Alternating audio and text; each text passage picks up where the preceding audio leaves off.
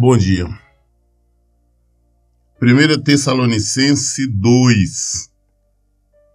Primeira carta de Paulo aos Tessalonicenses, capítulo 2. Então é uma carta de Paulo aos de Tessalônica. Irmão, vós mesmos sabeis que não foi inútil a visita que vos fizemos.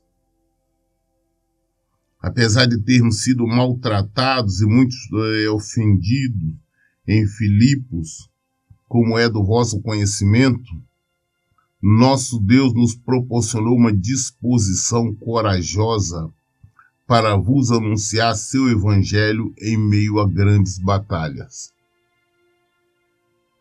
Essa carta, Paulo falando à igreja de Tessalônica, ele fala então que a visita dele não foi inútil, a visita dele não foi vã, não foi em vão, mesmo porque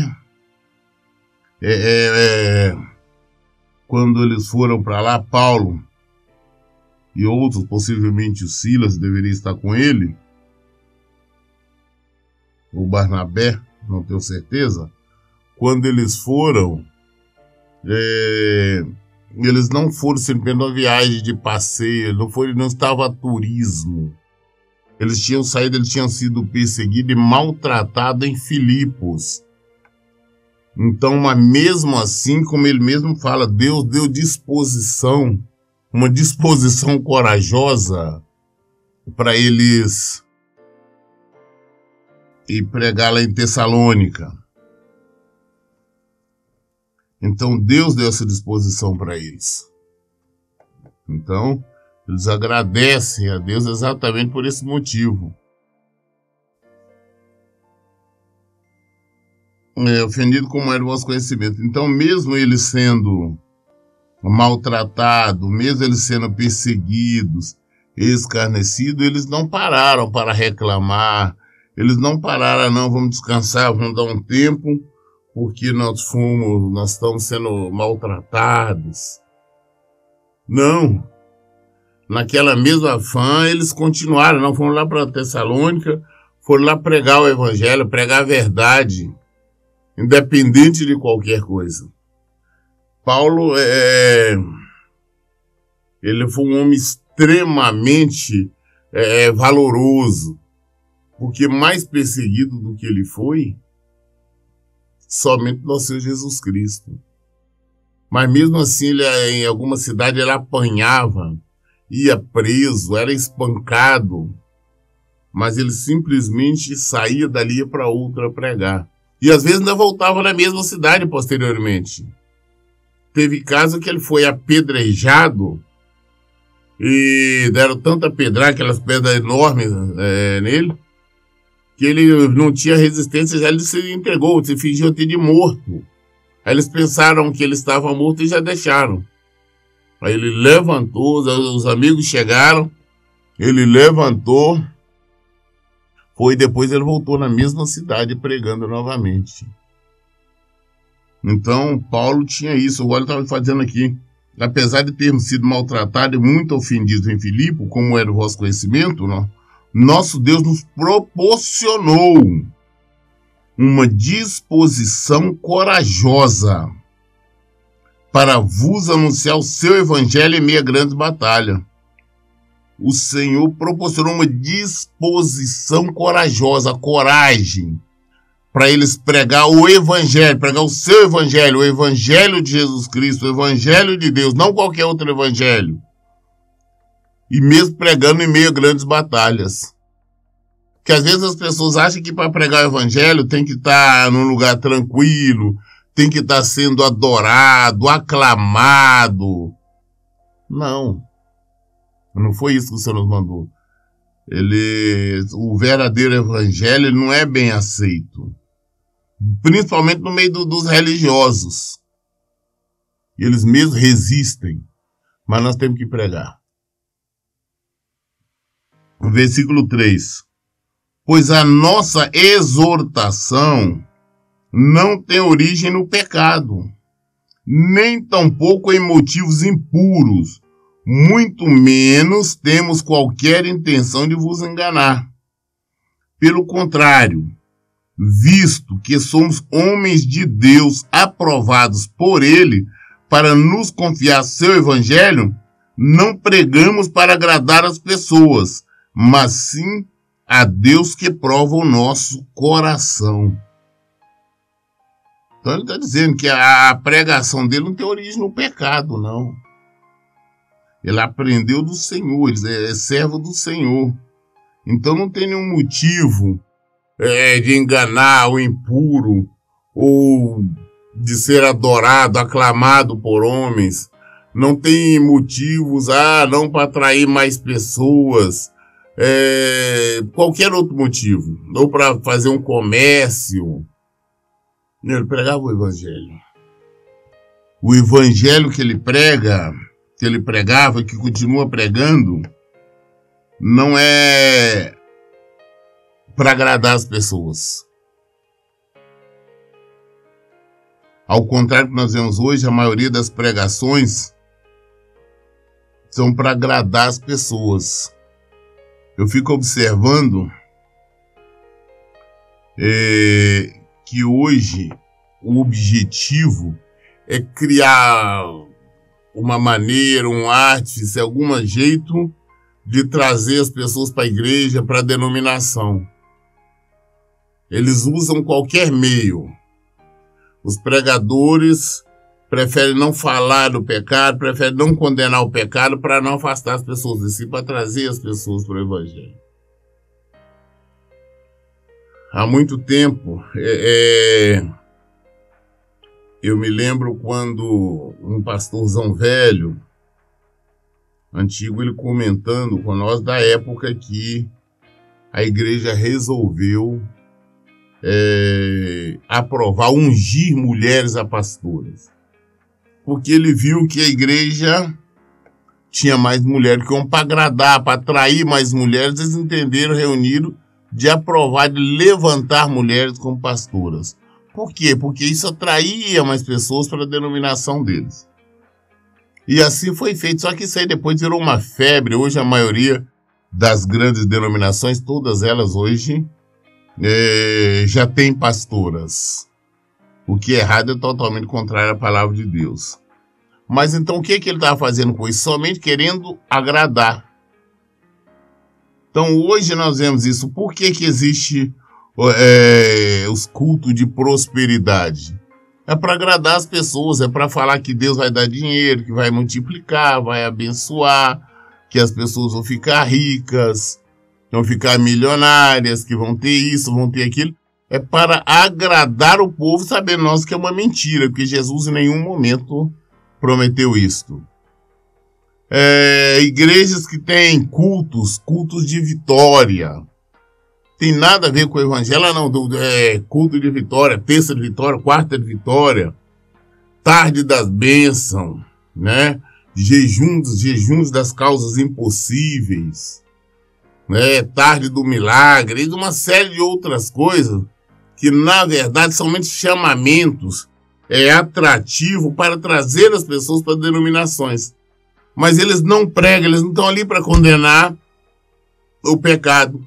Eles não estão ali preocupados em salvar almas e se agradar para que essas pessoas venham aos seus templos, permaneçam nos seus templos, ofertem nos seus templos, dizime nos seus templos, compre os produtos que estão vendendo ali no templo, participe das campanhas e tudo mais. É isso que nós estamos vendo, que é contrário à palavra, porque nós temos a preocupação de pregar o Evangelho, doa quem doer. Se agrade as pessoas ou não, não importa. Mas nossa preocupação é agradar a Deus, que conhece. Ele prova o nosso coração. Ele sabe o que eu tenho no coração. Então, nosso objetivo é somente pregar essa verdade. O nosso objetivo é que as pessoas conheçam Jesus e abandonem os erros, abandonem os pecados e seja por ele salvo. não é outro. E não podemos, e todos os pregadores que estão comprometidos em encher templos, né? Hoje eles fazem shows, chamam até cantores seculares. Chamam cantores, chamam banda, fazem aquelas festas, inclusive festa imitando as festas pagãs, somente para que as pessoas venham. Tem uma tal de uma permissividade nas igrejas hoje muito grande.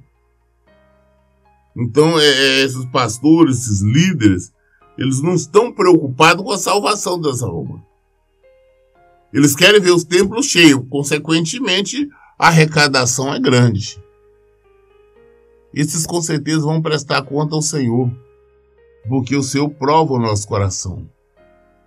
Nós temos que pregar a verdade, nós temos que ensinar a verdade. A nossa preocupação é de levar almas a Cristo. É que as pessoas sejam salvas, que as pessoas sejam libertas. É isso que nós nos preocupamos. No versículo 5. A verdade é que jamais nos utilizamos de linguagem bajuladora, como bem sabeis, nem de artimanhas gananciosas. Deus é testemunha dessa verdade. Essa coisa não, meu irmão. Deus te ama. Jesus te ama. Fica em paz. Jesus vai te dar isso, Jesus te dá aquilo. Eu também te amo, meu irmão. Uma conversa fiada muito grande. O povo acredita. A carência do povo faz com que eles acreditam. O desejo de ter, de possuir as coisas materiais faz com que elas acreditem nisso.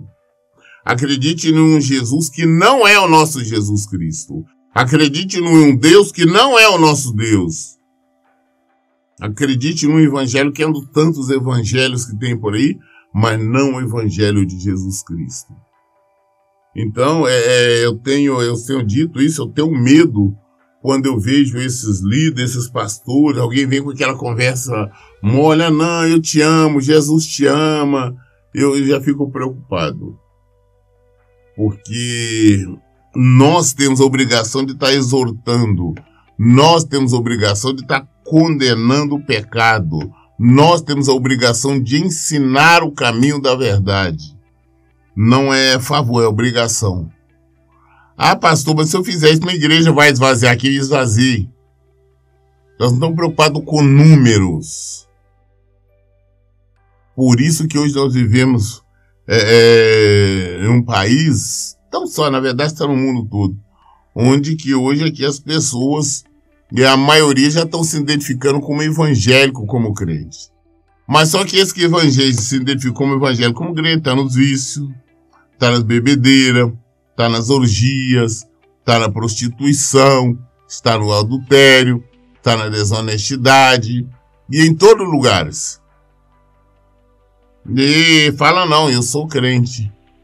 Você, se fizer uma pesquisa hoje nos presídios, nas penitenciárias brasileiras, a maioria dos presos vão se identificar como crente, como evangélicos. Essa que é a realidade. Mas isso por quê? Porque esses pregadores de hoje estão pregando qualquer coisa, mas não condena mesmo o pecado. É necessário, nós estamos condenando, gente. Eu tenho que bater sempre nessa mesma tecla. Se nós não condenarmos, nós temos que aborrecer o mal. E não estamos fazendo isso. Nós estamos querendo ser bajulados.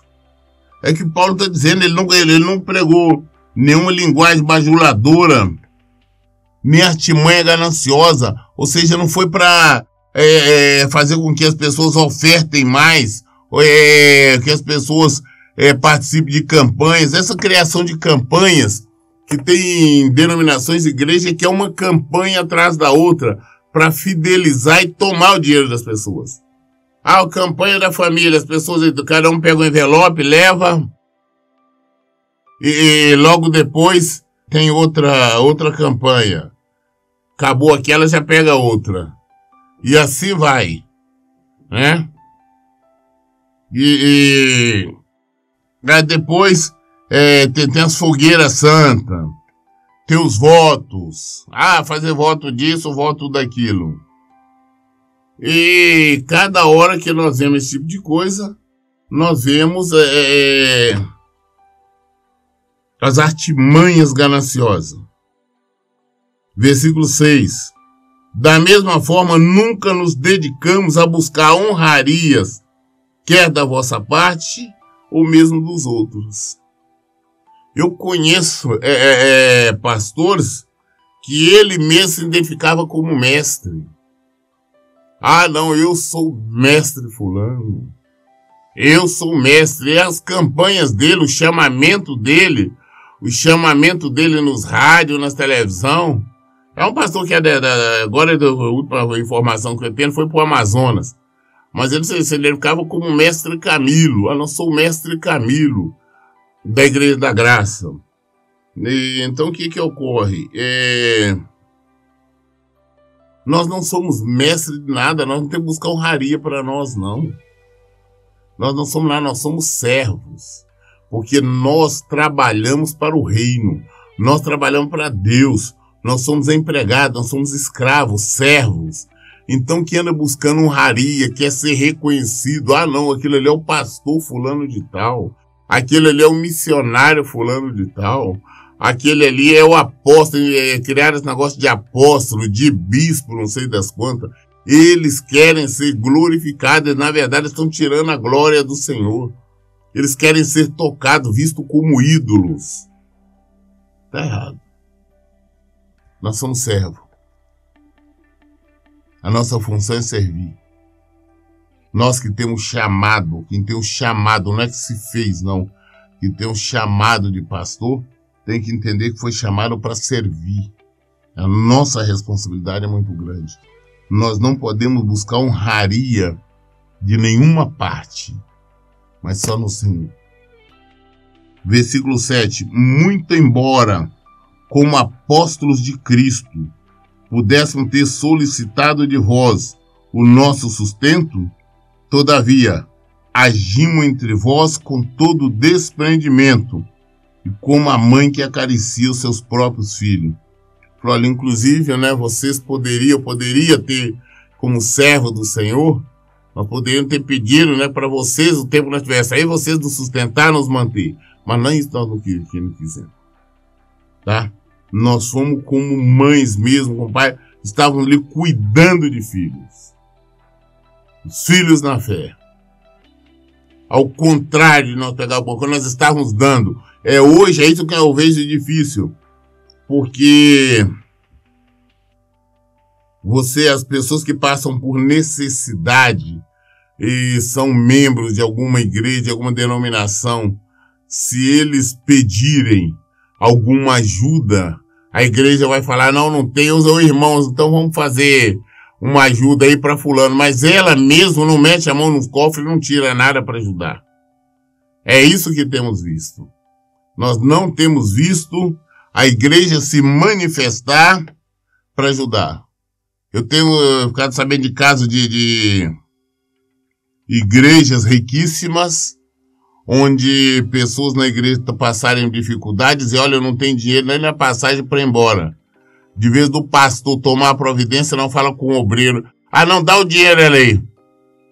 Às vezes esse obreiro que foi para ajudar também não tinha nem para ela direito. Então, se a igreja, de vez de te meter a mão no cofre, ajudar, socorrer, não socorre. E nós, como pastores, se nós temos alguma coisa, se a igreja tem alguma coisa, se o ministério tem alguma coisa, é obrigação socorrer quem precisa. É obrigação atender quem precisa. É isso que nós temos que fazer, porque é isso que o Senhor nos manda. Nós temos que ser como pais, como mães, ali socorrendo filhos. É a ordem do Senhor. Então Paulo está dizendo, falou, olha, nós vamos ter como mães, como você, cuidando, levando o evangelho, levando a verdade, vocês precisavam, nós, contínuo procurávamos socorrer. Temos que fazer isso. Versículo 8.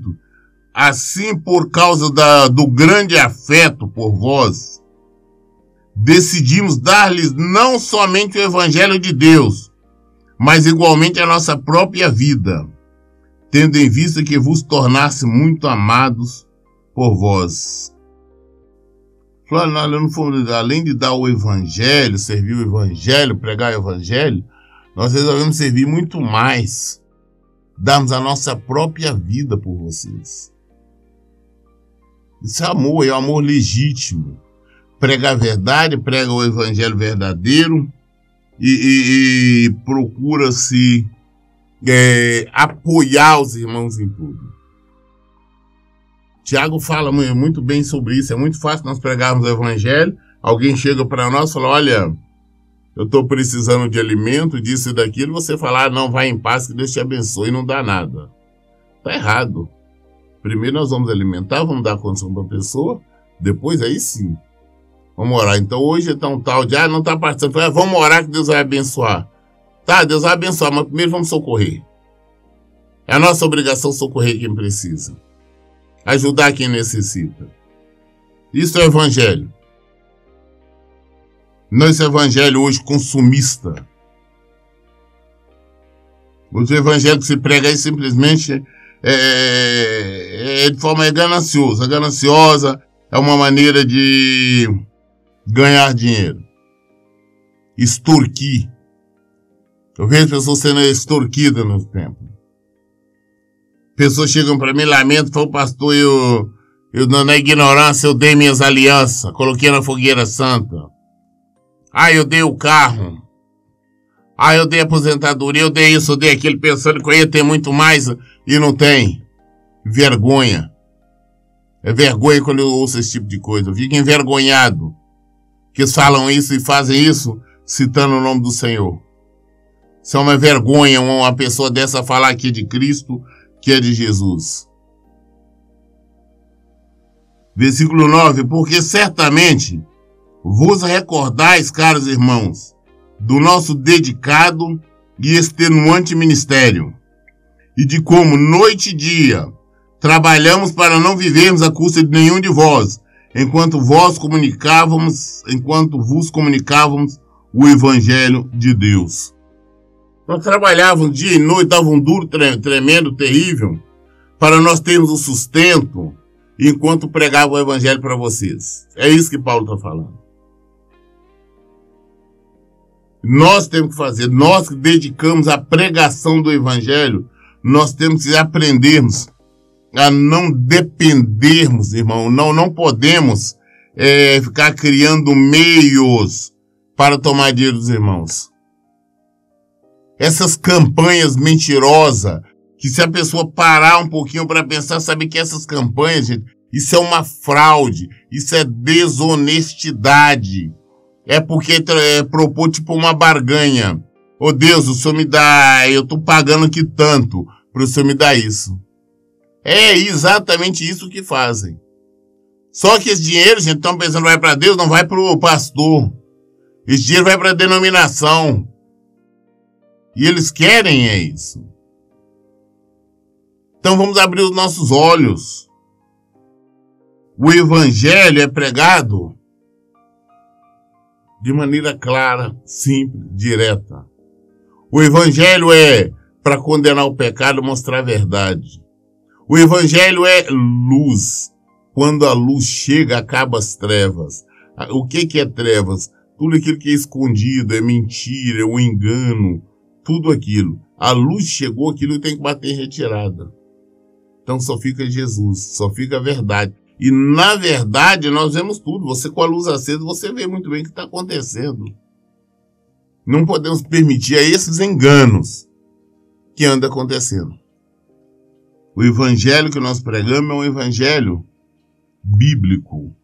Nós procuramos se nos adaptarmos ao evangelho de Jesus Cristo, a vivermos em conformidade com Ele, com aquilo que Ele manda, com aquilo que Ele determina.